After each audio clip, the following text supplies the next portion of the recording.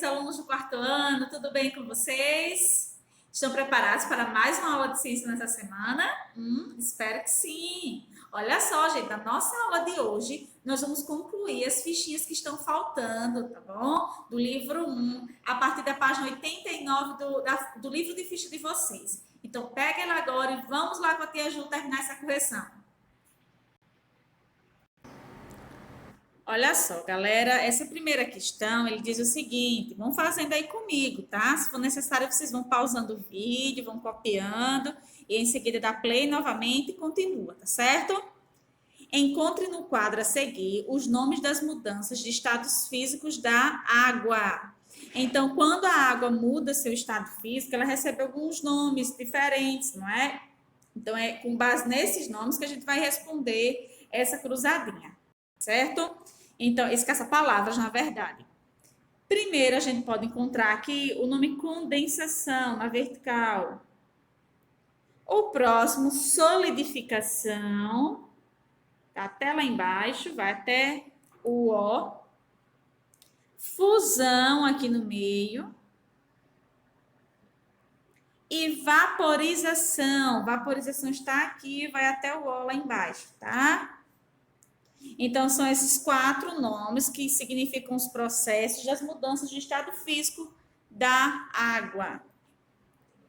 Na questão 2, que está na página seguinte, ele diz o seguinte: sabemos que, além dos materiais, os alimentos também sofrem alterações na forma de sua constituição, com as variações de temperatura. Identifique na lista a seguir quais são os alimentos e os materiais que sofreram alterações reversíveis, com R, e alterações irreversíveis, com a letra I. Lembrando, as alterações reversíveis, as mudanças reversíveis, são aquelas que, depois do processo de modificação da matéria, eu consigo voltar para o estado que era antes. E a irreversível é que eu não consigo voltar a como era antes. Então, primeiro aí o arroz cozido. O arroz cozido, gente, depois que ele está cozido, eu consigo voltar ele àquele grão de arroz cru? Consigo deixá-lo novamente daquele jeito? Não, não consigo, né, gente? Então, a transformação é irreversível. Vocês colocam a letrinha I. Ferro enferrujado. Então, depois que o ferro oxida, que o ferro enferruja, tá? Eu não consigo voltar a ser ferro novamente, como era antes. Então, ponho o I novamente.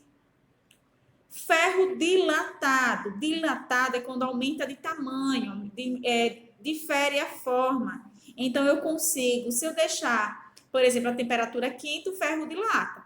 Porém, se eu resfriar novamente, se eu baixar essa temperatura, ele volta a ser como era antes? Volta, gente. Então, a transformação reversível, letra R. Madeira queimada. Madeira queimada eu não consigo, então é a letra I.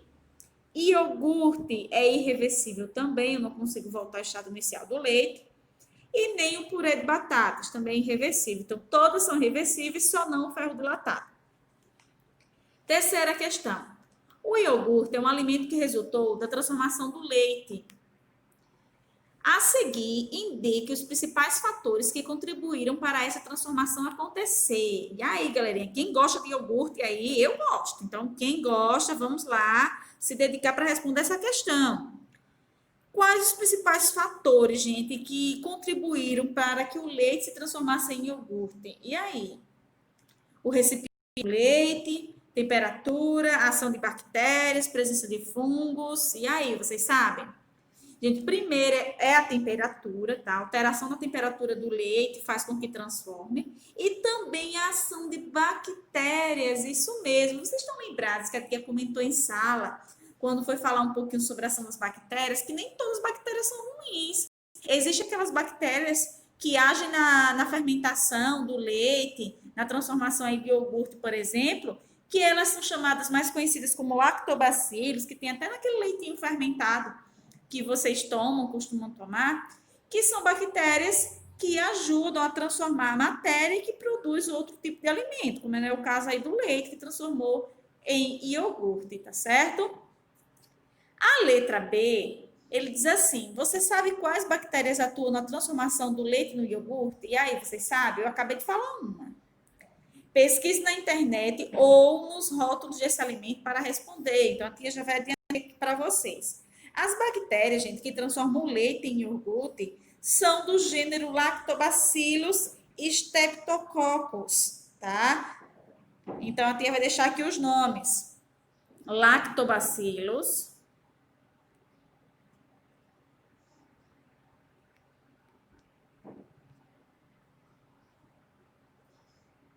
São 2 L's mesmo, tá? E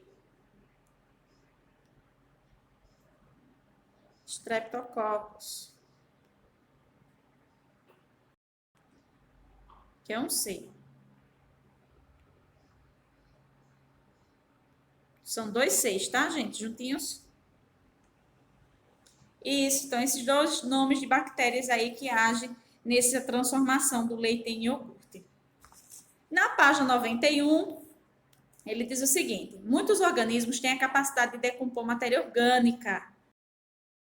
Esses organismos, então, se ele decompõe a matéria orgânica, eles são chamados de decompositores. Acredito que todo mundo soube essa, não é? Decompositores.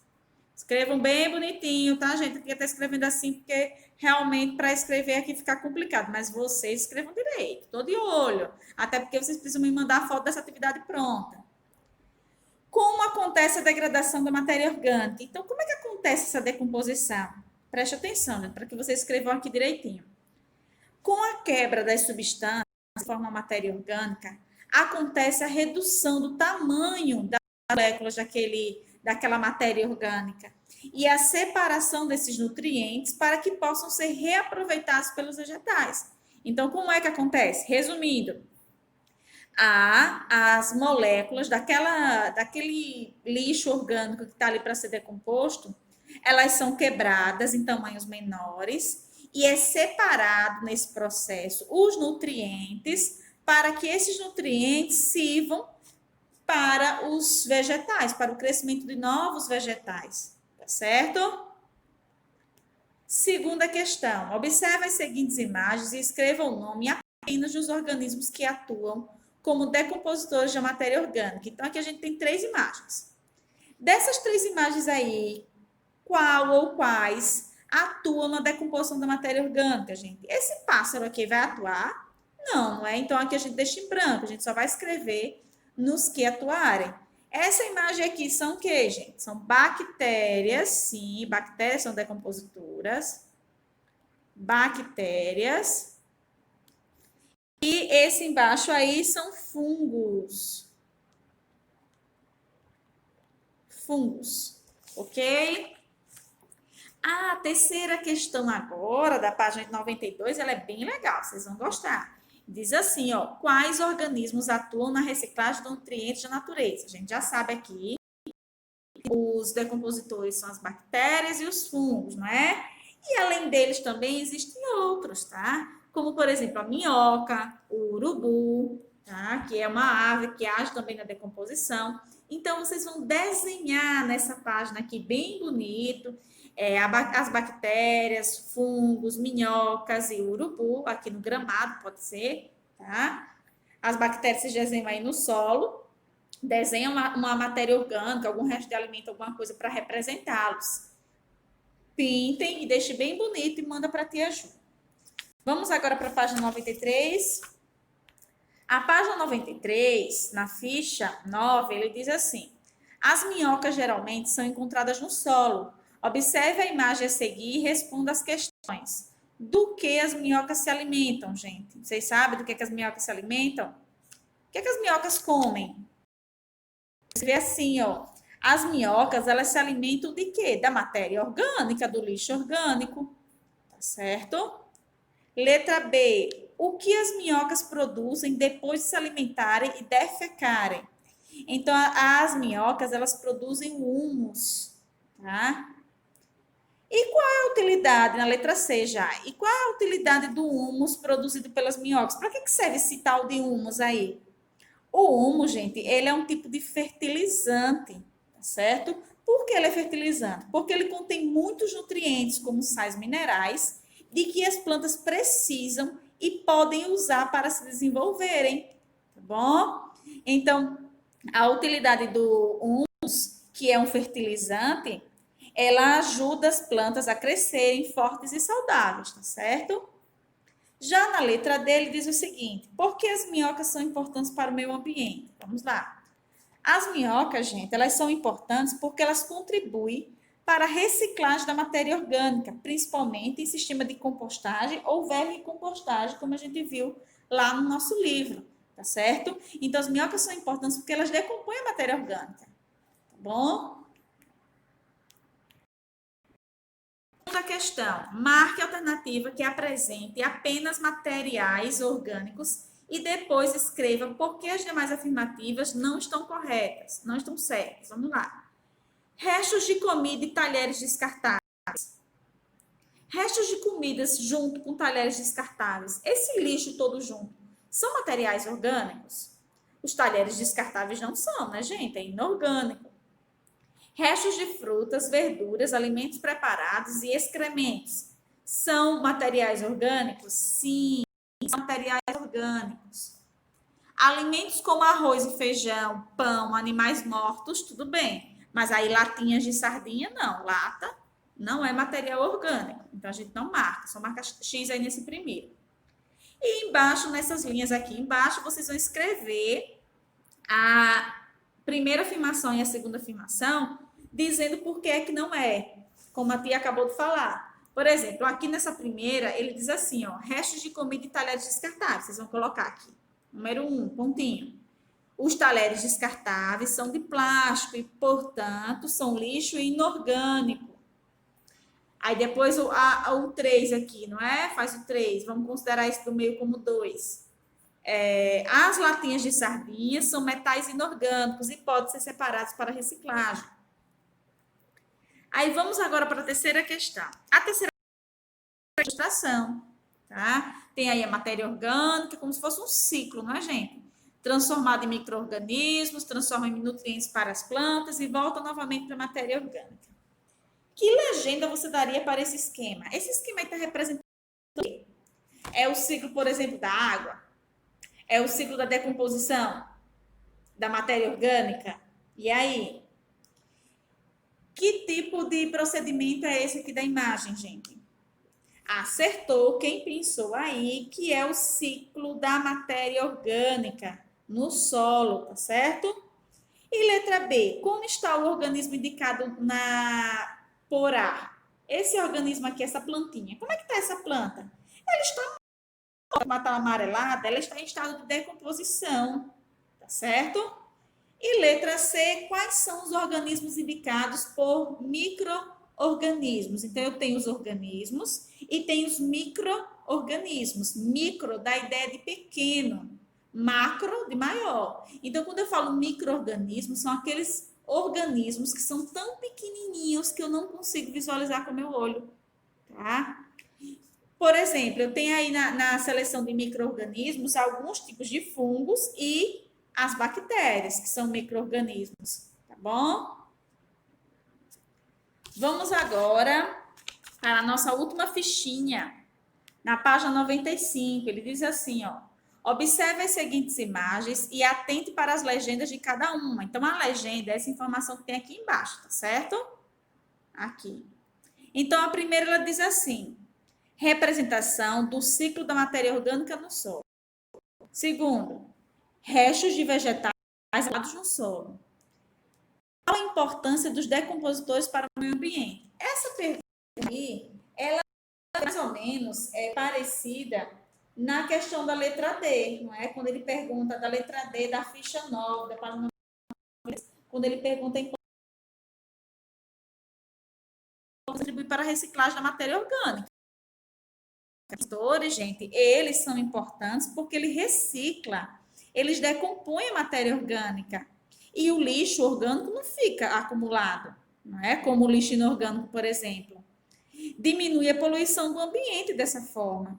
Então, o material orgânico ele é reciclado pelos micro-organismos decompositores que existem no solo. Esses organismos, eles transformam o lixo orgânico em substâncias que podem ser reaproveitadas para as plantas, para ajudar as plantas a crescerem fortes e saudáveis, como é o caso aí do adubo, tá bom? O adubo orgânico, quem é que produz? Os decompositores, tá certo? Segunda questão. As minhocas contribuem para a reciclagem de nutrientes na natureza. Sobre esses animais, responda as questões a seguir. Letra A. Qual é a principal condição do solo? Então, o que é que tem para que tenha minhocas? O que é que precisa ter nesse solo? Vocês vão responder aqui.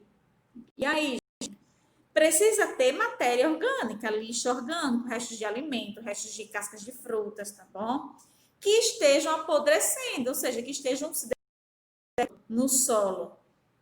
Porque aí, esse aí é o alimento da minhoca. Então, aí vai atrair as minhocas, tá bom? Letra B. Um solo considerado um solo fértil ou infértil? É um solo fértil, humus. O humus não é um tipo de adubo orgânico que ajuda as plantas a crescerem, né? Então, gente, aí a letra C e o último agora, para finalizarmos, ele diz assim: qual é a importância das minhocas em um sistema de vermicompostagem? Então, para que servem as minhocas? Por que as minhocas são importantes nesse procedimento de vermicompostagem? A vermicompostagem a gente estudou, tá, gente? Estão lembrados? Em um sistema, gente, de vermicompostagem, o lixo orgânico, ele é decomposto e a matéria orgânica proveniente dele serve de alimento para as minhocas. Então, essa matéria orgânica que a gente vê aqui, ela é alimento para as minhocas. As minhocas, elas liberam as suas fezes. O humus, tá? O humus é as fezes das minhocas. E esse humus, ele é utilizado para fertilizar o solo, tá bom? Então, por isso que as minhocas são importantes para esse sistema de vermicompostagem. Então, galerinha, por hoje é só. Nossa aula termina aqui. Espero que todos tenham conseguido acompanhar e terminar essas fichas aí, tá certo? Então, a gente concluiu o conteúdo da primeira etapa da matéria de ciências. A partir da semana que vem, a gente já vai estar fazendo aulas de ciência com o livro novo, o livro da segunda etapa, tá certo? Então, um grande beijo e até a nossa próxima aula.